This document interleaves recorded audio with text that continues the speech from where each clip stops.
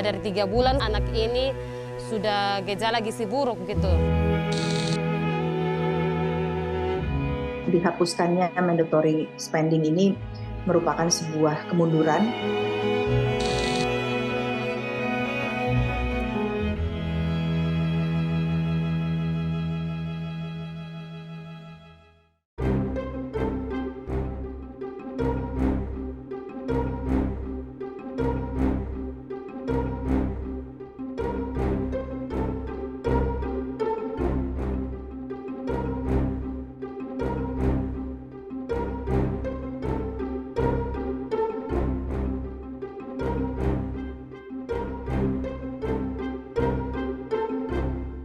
Undang-undang tentang kesehatan dapat disetujui untuk disahkan menjadi undang-undang. Setuju. Pengesahan Undang-Undang Kesehatan pada 11 Juli lalu menandai babak baru sistem kesehatan nasional. Pemerintah dan DPR jalan terus, meski sejumlah aturan pada undang-undang yang baru menuai kegaduhan. Di antaranya penghapusan anggaran wajib kesehatan atau mandatory spending sebesar minimal 5% dari APBN dan 10% dari APBD. Pemerintah sepakat dengan DPR RI untuk menerapkan penganggaran berbasis kinerja dengan mengacu pada program kesehatan nasional yang dituangkan dalam Rencana Induk Bidang Kesehatan.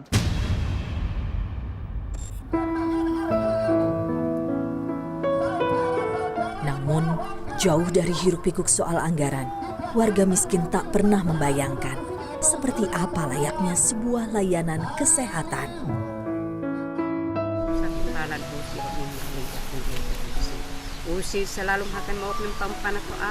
Doa-doa yang dipanjatkan jadi obat rindu Yunita Bengkiuk untuk buah hatinya Juventor Destron Bengkiuk. Separuh jiwa Yunita hilang saat Juventor, anak keduanya, dipanggil Yang Maha Kuasa pada Mei lalu. Saat itu usianya baru 10 bulan.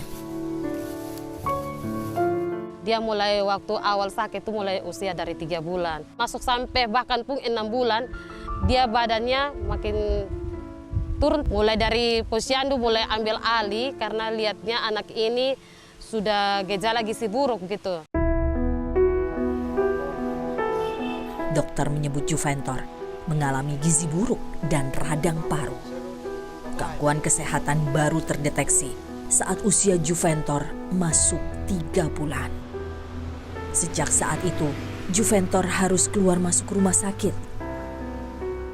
Jadi kita bilang gimana dok, kalau dapat itu bisa tindakan medisnya itu bisa gimana, gejalanya dia itu sudah tidak bagus lagi, dia punya radang paru-parunya itu. Wanita asal Naibonat, Kabupaten Kupang, Nusa Tenggara Timur ini hanya bisa pasrah. Meski normal saat lahir, berat badan Juventor terus turun. Saat menutup mata untuk selama-lamanya, berat Juventor hanya 5 kg, setengah dari berat ideal bayi seusianya. Saya merasa lemah, merasa putus asa dengan keadaan anak saya seperti ini. Saya lihat waktu anak saya terbaring di tempat tidur dengan masukkan selang melalui mulut untuk dibantu untuk kasih susu. Tapi saya mau bilang apa, karena itu memang sudah ditangani oleh medis. Jadi saya serahkan semua ke medis. Saya lihat waktu anak saya sudah putus asa.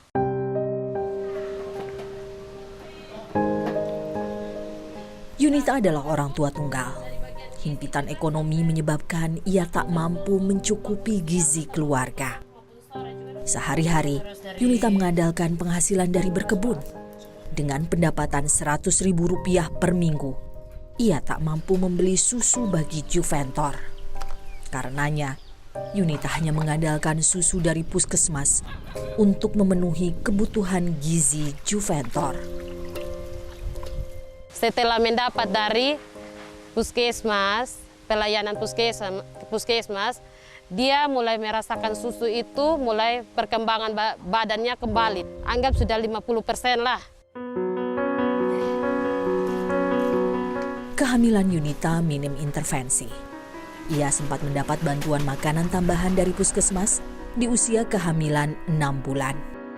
Bantuan ini biasanya diberikan untuk ibu hamil dengan kondisi kekurangan energi kronis. Namun sepanjang kehamilan, Yunita hanya 3 kali memeriksakan janinnya, yaitu saat memasuki trimester ketiga. Padahal seharusnya pemeriksaan dilakukan minimal 6 kali.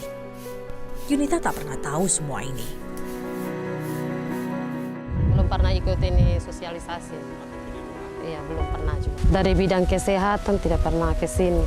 Iya, memang waktu itu juga kendala karena saya juga tidak sempat ke sana juga untuk mencari informasi di puskesmas ataupun di posyandu.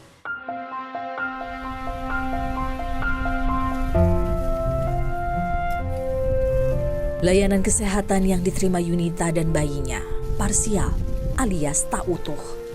Yunita bahkan tak terdata sebagai penerima bantuan iuran jaminan kesehatan. Baru setelah kesehatan Juventor terganggu, puskesmas mengarahkannya untuk mengurus BPJS Kesehatan.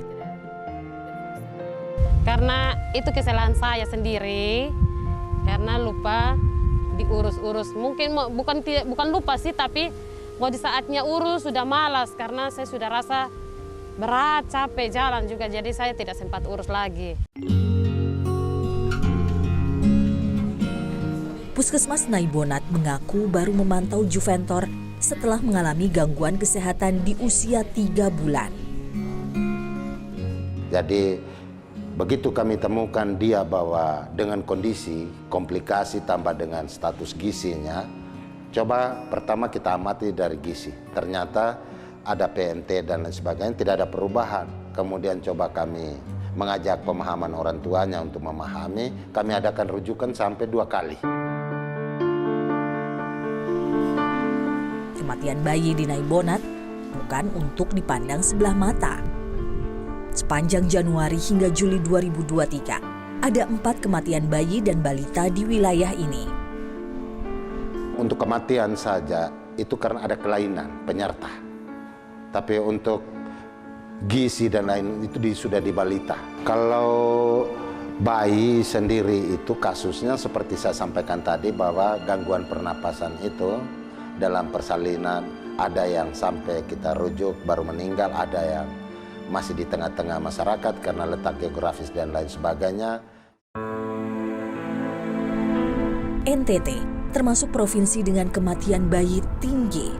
Angkanya meningkat dalam 3 tahun terakhir. Tertinggi ada di daerah Yunita, yaitu Kabupaten Kupang. Penyebabnya apa? Penyebabnya bayi lahir rendah, berat bayi lahir rendah. Jadi lahir beratnya sudah rendah.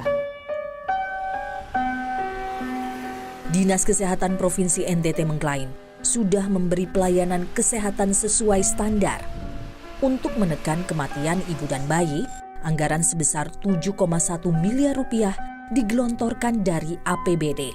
Ditambah 115 miliar dana transfer dari Kementerian Kesehatan. Dana itu langsung masuk ke puskesmas untuk mengatasi masalah gizi pada ibu hamil dan bayi. Jadi memang pelayanan di fasilitas kesehatan sudah baik, tapi kunjungan ibu hamil itu belum lengkap sebanyak 4. Jadi ada yang datang sudah pada bulan-bulan tertentu sehingga kalau dia merupakan ibu hamil kekurangan energi kronis, maka dia tidak mendapatkan sejumlah tablet tambah darah yang sebenarnya sudah disiapkan gratis di puskesmas, bahkan di posyandu.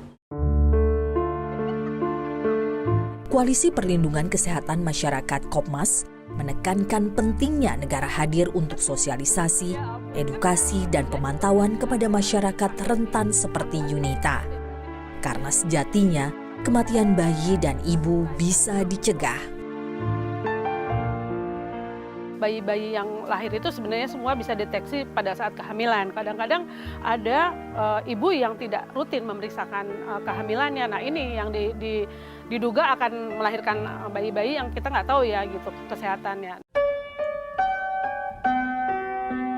Selain angka kematian bayi, angka kematian ibu adalah indikator kualitas kesehatan suatu negara.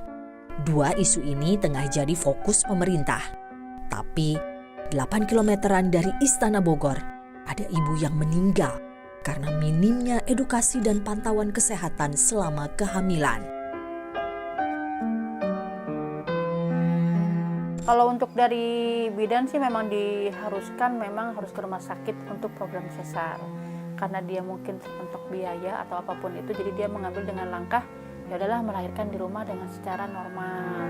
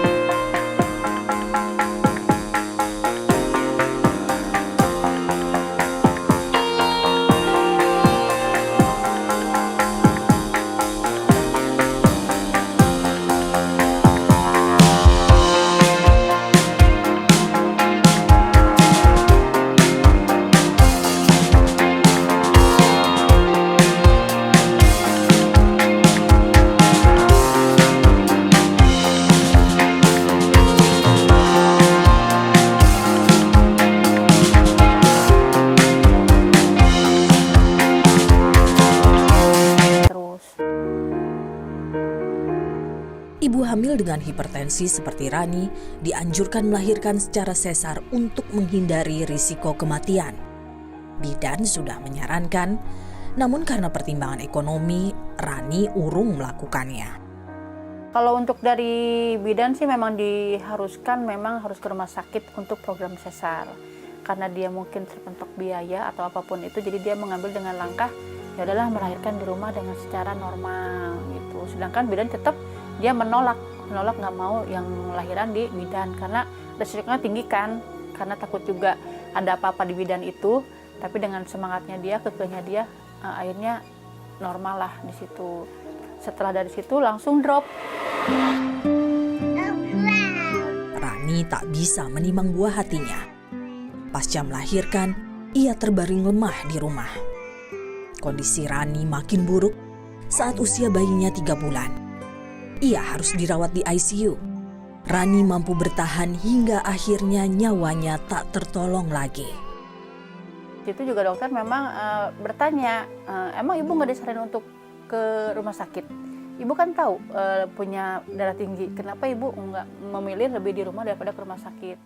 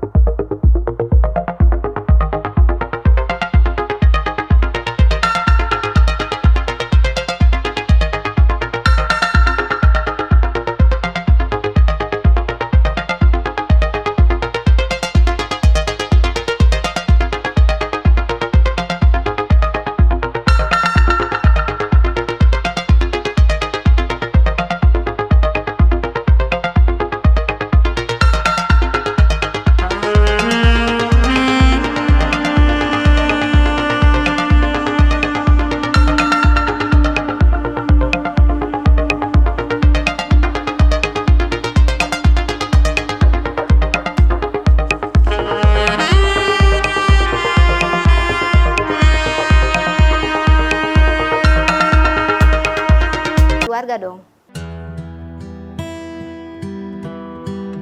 Puskesmas Sukaraja mengklaim punya beragam program untuk mencegah kematian ibu dan bayi. Bahkan ada program jemput bola untuk ibu hamil berisiko seperti Rani. Namun Rani tak pernah mendapatkannya. Untuk misalnya ada ibu hamil yang dengan penyakit penyerta, kita lakukan kunjungan rumah. Kita lihat, ataupun misalnya dia pertamanya sudah ke posyandu atau ke puskesmas atau ke praktek bidan mandiri, kan nggak masalah ya, yang penting ibu hamil dulu kontak dengan nakes.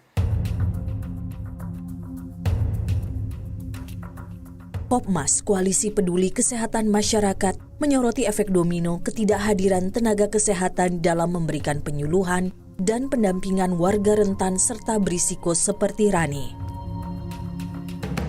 Jadi fasilitas kesehatannya itu sebenarnya harus benar-benar sampai kepada masyarakat yang memang nggak mampu seperti Bu Rani gitu kan. Mungkin kalau saja kemarin dia itu punya BPJS, saya rasa pasti dia akan memeriksakan diri dengan benar, kemudian juga dia berani untuk ke rumah sakit besar dilakukan sesar seperti apa anjuran dari bidan. Saya juga sedih juga ya ketika kemarin sebenarnya tenaga kesehatan itu atau Bu Bidan itu tahu bahwa ini beresiko tinggi untuk melahirkan secara normal, tapi itu dilakukan juga gitu. Provinsi Jawa Barat pada tahun 2021 menduduki peringkat kedua angka kematian ibu tertinggi, mayoritas karena pendarahan dan hipertensi dalam kehamilan. Di Jawa Barat, Kabupaten Bogor termasuk yang tinggi. Tahun 2022 lalu, tercatat 68 kasus kematian ibu. Sepanjang tahun ini ada 24 kasus hingga Juli. Kalau dari angka sih agak besar, karena kan jumlah penduduk di Kabupaten Bogor sendiri ada 5 juta, untuk ibu hamilnya sendiri ada 106.000. Tapi kalau dari persentase sih sebenarnya kita kecil. Tahun 2023, Kabupaten Bogor mengalokasikan anggaran kesehatan sebesar 1,4 triliun rupiah. Nilai ini mencapai 15,7% dari total APBD yang sebesar 9,14 triliun rupiah. Tim Berkas Kompas telah meminta rincian anggaran program menekan angka kematian ibu ke Dinas Kesehatan Kabupaten Bogor. Namun, Dinkes Kabupaten Bogor tak mengakomodasi permintaan kami. Kita meningkatkan promosi kesehatan ya, terutama untuk ibu hamil itu kan minimal melakukan pemeriksaan kehamilan 6 kali. Jadi itu kita lakukan terus-menerus melalui kelas ibu yang dilakukan oleh puskesmas dan bekerjasama juga dengan kader. Kemudian kita juga meningkatkan sarana prasarana kesehatan dengan adanya pengadaan USG. Nah, USG ini juga difasilitasi oleh Kementerian Kesehatan. Dinas Kesehatan mengakui masih ada kendala dalam pemantauan yang bisa berakibat fatal bagi ibu hamil dan melahirkan. Memang ada di lapangan bahwa 3 faktor 3T ya, 3 terlambat itu memang masih ada, yaitu terlambat mengambil keputusan, terlambat untuk sampai ke tempat rujukan, dan juga terlambat mendapatkan pelayanan kesehatan. Nah, ini yang keputusan ini kadang-kadang memang kembali lagi ke pasien meskipun sudah kita arahkan sedemikian rupa. Kembali lagi kan keputusan kepada si pasien ya. Dan itu sudah dilakukan informed consent juga sih. Karut-marut pelayanan kesehatan di lapangan masih terjadi. Lantas apa dampaknya jika anggaran wajib kesehatan dihapus? Dihapuskannya mandatory spending ini merupakan sebuah kemunduran.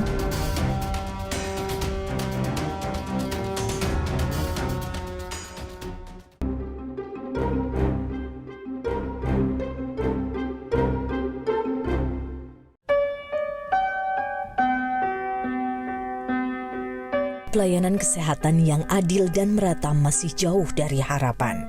Di atas kertas, UHC Universal Health Coverage atau cakupan layanan kesehatan dasar Indonesia sudah lebih dari 90%. Melihat angka ini, seharusnya tak ada lagi cerita sedih warga rentan yang terabaikan seperti Yunita dan almarhumah Rani. Yang terpenting bagi kita adalah dalam mencakup itu bagaimana melayani sesuai dengan kebutuhan, sesuai dengan masalah, dan bisa teratasi kebutuhan masyarakat, baik pelayanan primer maupun tersier atau persorangan ataupun masyarakat. Forum Guru Besar Lintas Profesi menyoroti hilangnya anggaran wajib kesehatan di Undang-Undang Kesehatan yang baru. Ada masalah-masalah yang kita khawatir itu malah menjadi sulit dalam membuat anggaran yang harus dikeluarkan, wajib dikeluarkan oleh pemerintah. Sebab masalah kesehatan itu jelas ya, biaya itu tidak pernah turun, biaya kesehatan dalam sejarahnya. Ya, jadi perjalanan kesehatan itu makin lama makin mahal karena tantangan kehidupan itu makin lama makin keras, sehingga anggaran itu pun harus disiapkan secara pasti dan wajib bagi negara.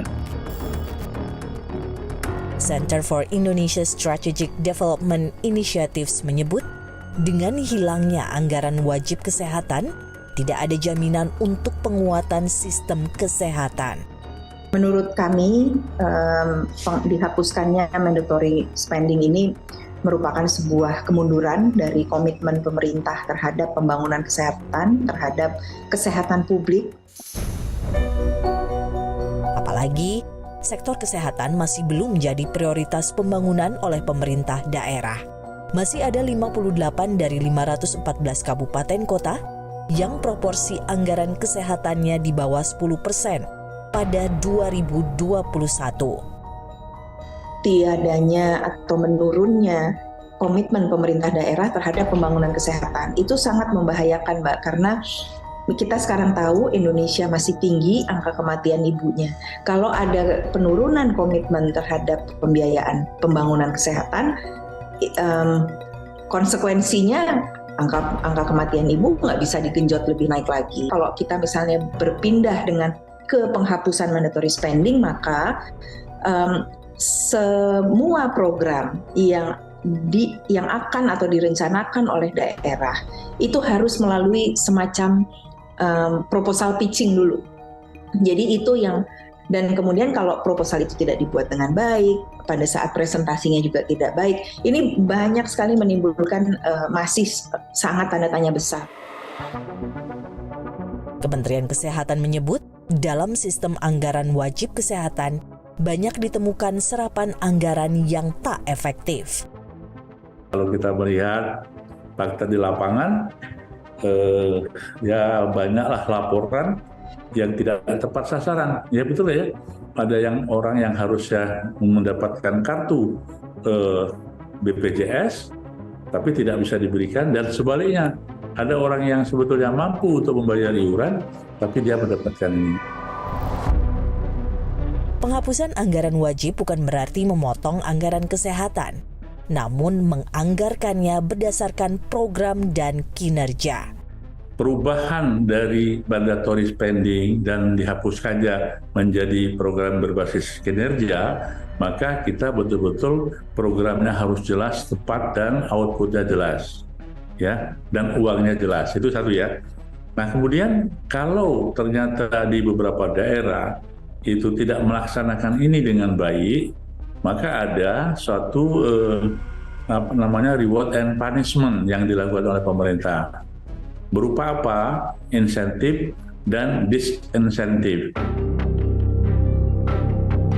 Kemenkes menjamin penghapusan anggaran wajib akan diikuti dengan aturan turunan yang akan mengikat komitmen daerah untuk memberikan pelayanan kesehatan maksimal bagi masyarakat. Dengan aturan ini, proporsi anggaran kesehatan dari APBN dan APBD akan disesuaikan dengan program yang dituangkan dalam Rencana Induk Bidang Kesehatan yang ditetapkan pemerintah pusat dan DPR. Kita kawal dengan peraturan pemerintah ataupun peraturan Perpres ataupun Permenkes ataupun peraturan daerah yang menerjemahkan mandatory spending dan mandatory performance. Itu harus ada. Layanan kesehatan yang belum merata masih jadi realita. Apapun sistem penganggaran, segera benahi layanan kesehatan di garda terdepan. Masyarakat miskin dan rentan butuh pendampingan. Ribut-ribut soal anggaran, nasib mereka jangan dipertaruhkan.